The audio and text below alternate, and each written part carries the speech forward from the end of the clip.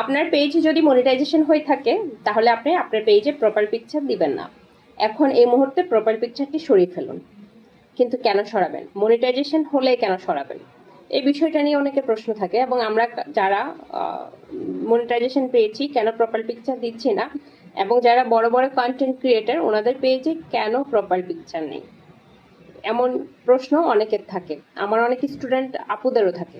আসসালামু আলাইকুম, সবাই কেমন আছেন? আশা করছি সবাই খুব ভালো আছেন।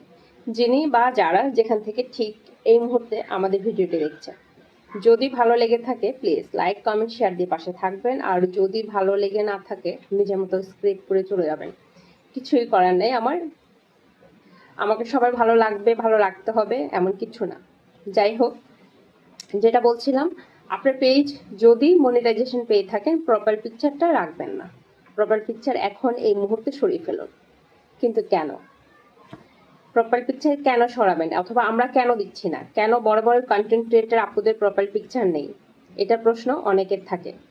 প্রথমত হচ্ছে, আপনার যদি রাইট ম্যানেজার না থাকে, আপনি যদি আপনার কন্টেন্টের জন্য আপনার পেজের জন্য রাইট ম্যানেজার নিয়ে না থাকেন, তাহলে আপনার প্রপার পিকচার সরিয়ে ফেলুন।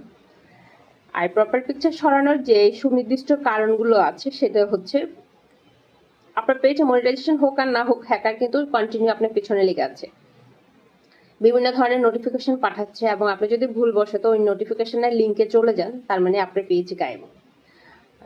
ওনাদের নোটিফিকেশনে ঢোকার সময় লগ ইন করে ঢুকতে হবে, এবং লগ ইন করে ঢোকার পরে কিন্তু আপনাকে ওনারা অ্যাডমিন থেকে রিমুভ করে দিয়ে আপনার পেজ ওনারা নিয়ে নেবে। সেক্ষেত্রে প্রপার পিকচারটা রাখলে ওনারা ওই প্রপার পিকচার ধরে ধরে আপনাকে নোটিফিকেশনগুলো পাঠায়। সেই জন্য প্রপার পিকচার রাখবেন না, এটা আরেকটা কারণ। আরেকটা কারণ হচ্ছে, আপনার যদি কোনো হ্যাটার্স থেকে থাকে, আপনার যদি কোনো শত্রু থেকে থাকে, আসলে শত্রু কোনো কারো ক্ষতি করতে হয় না শত্রু তৈরি করার জন্য। আপনি ভালো কিছু করেন, আপনি এগিয়ে যান, আপনার এমনিতেই অনেক শত্রু তৈরি হবে।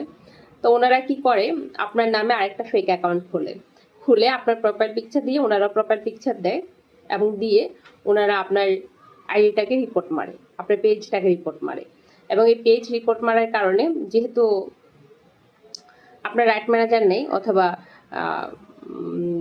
বিজনেস ভেরিফিকেশন করা নেই ফেসবুক আইডিটা, মানে ব্লু পেজ করা নেই, সেক্ষেত্রে কি হয়, ফেসবুক আপনার আইডিটাকে ফেক হিসেবেও ধরে নিতে পারে। আপনার আইডি অথবা পেজ এটাকে ফেক হিসেবে ধরে নিয়ে ওরা ওরা ব্লু পেজ নিতে পারে, অথবা ওরা রাইট ম্যানেজার নিয়ে নিতে পারে, আপনাকে দিবে না। কারণ আপনি যেহেতু আগে নেন নাই, আর আপনার নামে সেম নামে আপনার কন্টেন্টগুলো দিয়ে দিয়ে ওনারা যেহেতু একটা পেজ খুলেছেন, সেই জন্য আমরা বড় বড় কন্টেন্ট ক্রিয়েটর আপু ভাইয়াদেরকে দেখি, এবং আমরা নিজেরাও, আমরা যারা পেজ মনিটাইজেশন হয়েছে বেশ কিছুদিন হচ্ছে, আমরা প্রপার পিকচার দিচ্ছি না এসব কারণে। তাই আপনার পেজ যদি মনিটাইজেশন হয়ে থাকে, অথবা মনিটাইজেশন না হলেও বেশ ভালো রিচ করা পেজ, তাহলে আপনার প্রপার পিকচারটা সরিয়ে ফেলুন। ধন্যবাদ সবাইকে, সবাই ভালো থাকবেন। ভিডিওটি যদি ভালো লেগে থাকে, আবারও বলছি, লাইক কমেন্ট শেয়ার দিয়ে পাশে থাকবেন। ধন্যবাদ।